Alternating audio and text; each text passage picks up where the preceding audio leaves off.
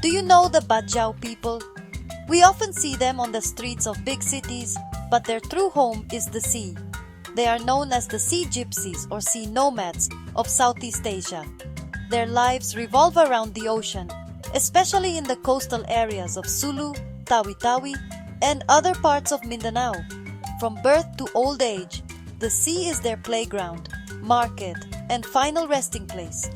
Their homes are built over the water, simple structures standing on wooden stilts. Here, their families and communities grow. Their culture is as colorful and rich as the corals beneath the sea. Their main livelihood is fishing, pearl diving, and gathering other marine resources. They are known for their skill in free diving without any modern equipment. They can stay underwater for several minutes, a skill passed down from their ancestors. Their boats, called lepa, are not just vessels. They serve as homes, gathering places, and symbols of their free-spirited life at sea. For the Badjao, the sea is not just a place. It is a living being with its own spirit. They have great respect for the ocean and all the creatures that live in it. They believe in nature spirits, which they call ombo. These beliefs shape their decisions, from where they fish to how they should live in harmony with their environment. Because of their deep connection to the sea, their identity as an indigenous group is unique and irreplaceable. However, their lives are not always peaceful. Many have been forced to leave their homes due to poverty, conflict, and the destruction of their natural resources. Many have ended up in urban areas where they face discrimination and new challenges. Despite this, they still carry their culture and the lessons of the sea. Their resilience and their unity as a community remain a stronghold amidst the changes in their lives. Understanding their origins is important to understand their current situation. So, what exactly is indigenous law? It's not written in books like government laws. These are traditions, customs, and beliefs passed down through stories from one generation to the next. For the Badjao, their indigenous law is the heart of their community. It guides their daily lives, from marriage, property, to resolving disagreements.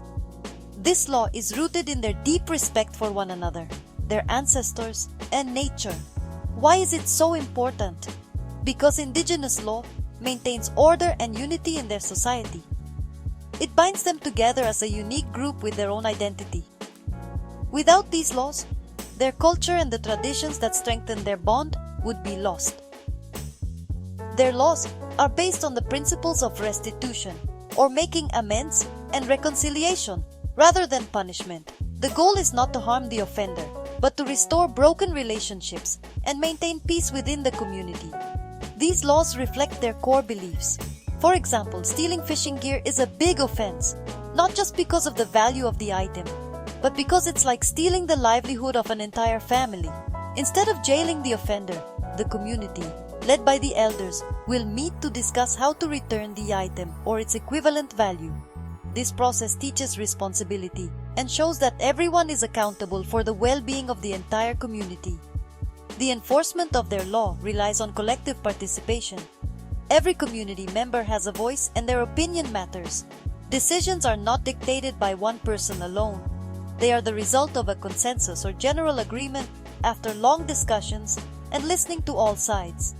In this way, every Badjao feels they are part of the solution and not just followers. Their indigenous law is a living system that continuously adapts to their needs while remaining true to their core principles. How do the Badjao solve their problems? They don't have courts, lawyers, or police like we do. Their justice system centers around their nakura or elder leaders. These elders are respected not for their wealth or power, but for their wisdom and life experience. They act as mediators when there are disputes, such as family quarrels, property disagreements, or other community conflicts. Their word carries weight and is listened to by everyone. The process starts with a meeting called a pagbichara. Here, those involved in the dispute will face the elders and the entire community. Each side will be given a chance to express their feelings without fear. The elders listen patiently, ask questions, and examine every detail of the story. Their goal is not to find out who is right and who is wrong. What's more important is to understand the root of the problem and find a solution that is acceptable to everyone. The entire process is based on dialogue and respect. One example is if two families are fighting over a fishing spot. They won't punch or hurt each other. Instead, they will go to the Nakura. The Nakura will call both families. They will discuss the situation. The elder might suggest that they share the spot or take turns fishing. The important thing is to reach an agreement.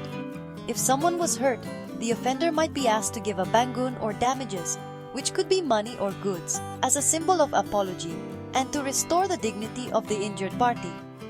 This system works alongside the national laws of the Philippines. For small cases and disputes within their community, the Badjao prefer to use their traditional methods. It's faster, cheaper, and more effective for them because it's based on their own culture and values. But for serious crimes like murder, they recognize the power of national law and leave it to the authorities. In this way, there's a balance between their tradition and the laws of the country. As time goes on, the indigenous law of the Badjao faces many challenges. One of these is the influence of modern living.